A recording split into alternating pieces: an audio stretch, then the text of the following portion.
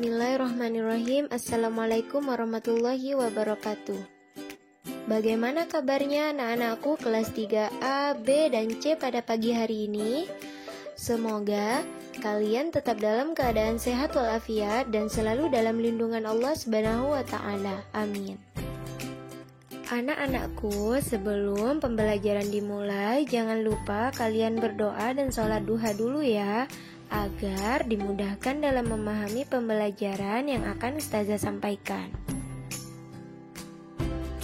Hari ini kita akan belajar tentang keajaiban perubahan wujud di sekitar kita. Setiap hari terjadi perubahan alam di sekitar kita. Perubahan wujud adalah contohnya.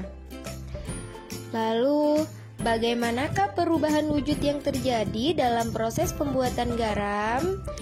Bagaimana perubahan wujud yang terjadi pada pemanasan global? Dan bagaimana proses terjadinya hujan?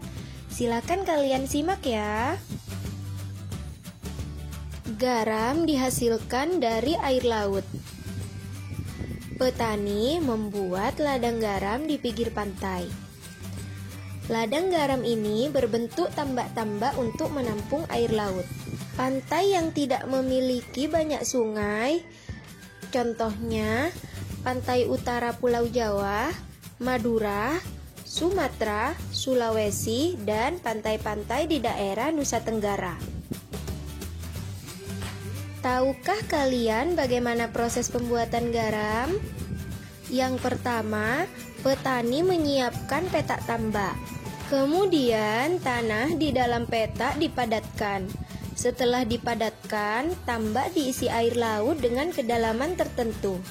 Akibat terkena sinar matahari, air laut menguap, maka akan meninggalkan kristal garam.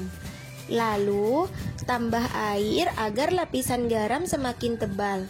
Setelah 210 hari atau musim kemarau berakhir, lapisan garam di dasar tambak harus segera dipanen. Mengapa? Karena memanen pada musim hujan akan menyebabkan kualitas garam menurun atau tidak bagus. Banyaknya asap-asap kendaraan bermotor menyebabkan polusi udara dan pemanasan global. Kira-kira apa yang dimaksud pemanasan global? Pemanasan global disebut juga global warming. Pemanasan global terjadi jika suhu bumi meningkat. Akibatnya, es di wilayah kutub akan mencair. Hal ini menyebabkan permukaan air laut naik. Jika dibiarkan, maka dalam puluhan tahun mendatang, pulau-pulau di dunia akan tenggelam. Pemanasan global terjadi karena polusi udara yang tinggi.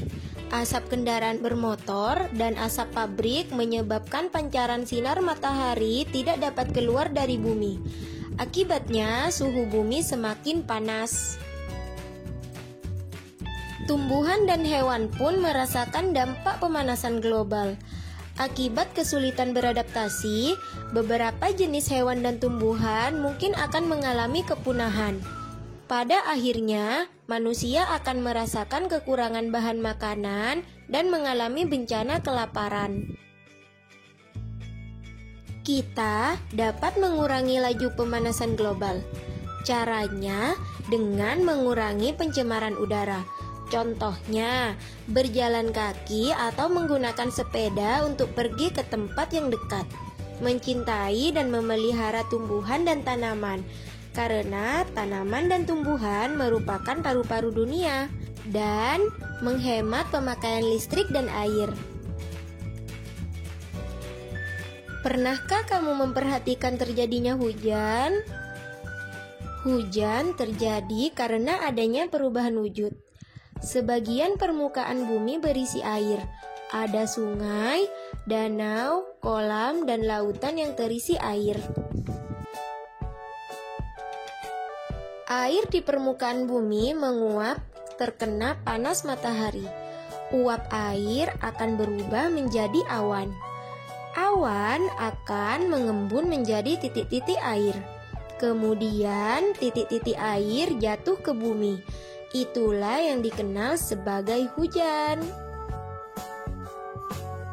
Perubahan wujud yang terjadi di sekitarmu merupakan perubahan alami. Perubahan yang terjadi di alam inilah yang patut disyukuri. Ustazah cukupkan materi untuk hari ini. Semoga bisa bermanfaat ya. Tetap semangat, tetap jaga kesehatan, dan jangan lupa sholat 5 waktunya. Ustazah akhiri, wassalamualaikum warahmatullahi wabarakatuh.